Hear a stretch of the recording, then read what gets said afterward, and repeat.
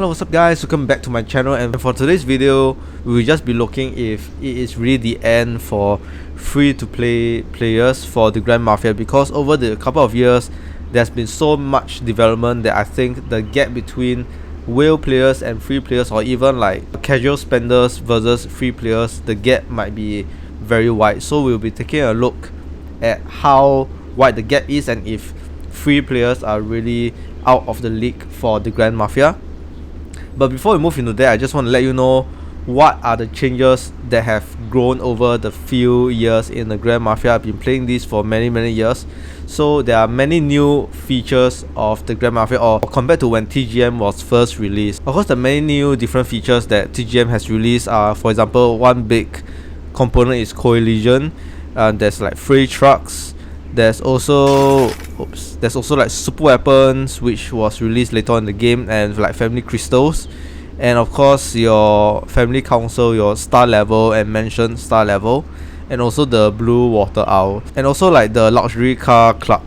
So there's so many things that has been introduced, new enforcers, new super enforcers, and even enforcer ascension over here, and also like enforcer blueprints that has been released. So there's so many different things that have come out, and a lot of it, or even like most of it, can only be obtained if you spend quite a bit. Even the helicopter over here, there's just so many things to look out for.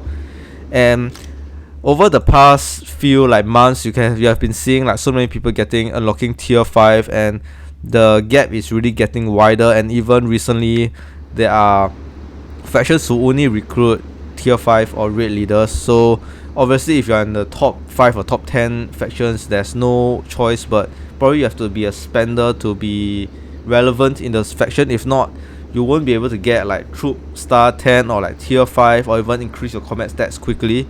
The question is really if free to play players have a chance to enjoy the game with so many spenders and having like very vastly different combat stats. Is it even fun to play, or is it even worth playing? So I think there is a place for free players and there's a place for spenders. So obviously if you're a spender, it's much more worthwhile for you to stay in the top 5 or top 10 factions if you spend even more, because obviously in the top factions, all of them are really looking for really strong players, and they are all spenders. You can see that their gift boxes are at level 60, which is quite insane, and they're also all looking for really good stats, raid leaders, troop stars, or even like tier 5. So it is really difficult for even free players, or even impossible for free players to enter the top faction.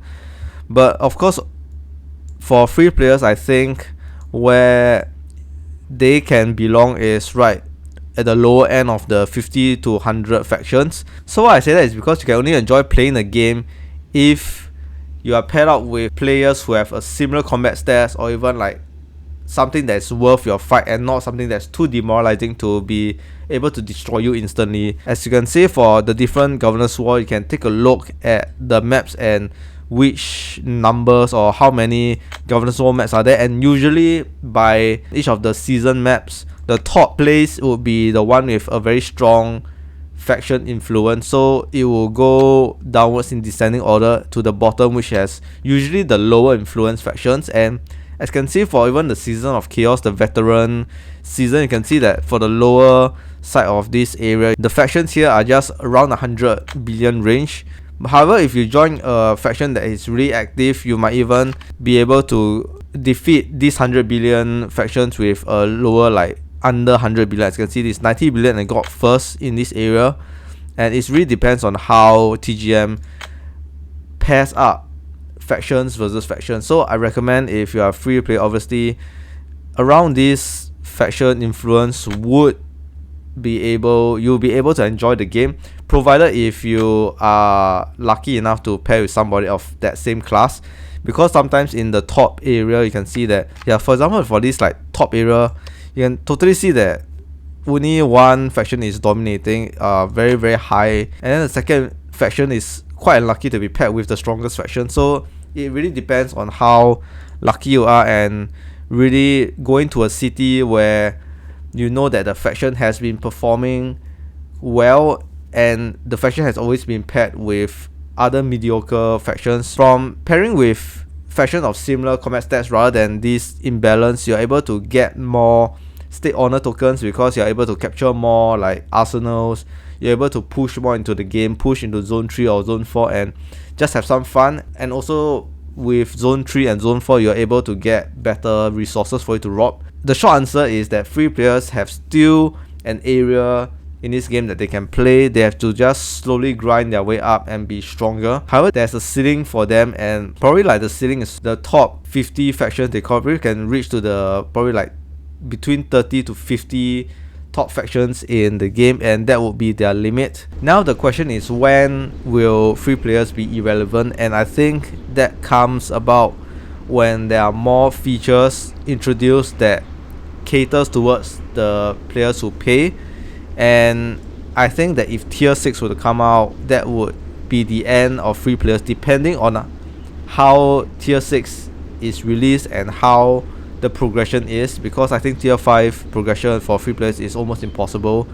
And with tier 6, there's really not much to play, because if you are paired, for example, there's Glory of Oakvale, and if you get paired with a strong faction, you probably won't get points if you attack with your tier 4 with like mediocre combat stats versus a tier 6. Even now with a tier 5, you're just dying. Even if you send a full tier 4 bruiser attack to a full tier 5 hitman, you might even lose quite badly, and this is how the gap has been growing. So I think if tier 6 were to be released soon, or there's much more areas where combat stats is involved and you can collect these stats for spenders, I think free players will become irrelevant.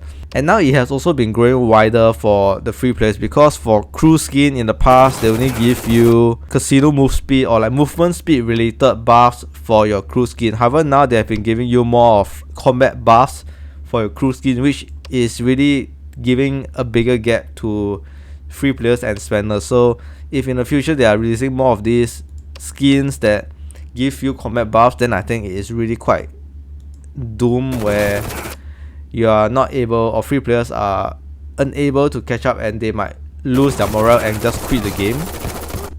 So this is in essence of what I think at the current status for the game for 2026 is that free players can still play the game and there's a place for them. However, down the road, I'm not sure how this will develop and if free players will be irrelevant in the game, because they're unable to spend, they do not have enough resources, they cannot train troops as quickly to get back their troop loss from Governor's War. Then they might fade out and we will not see free players anymore.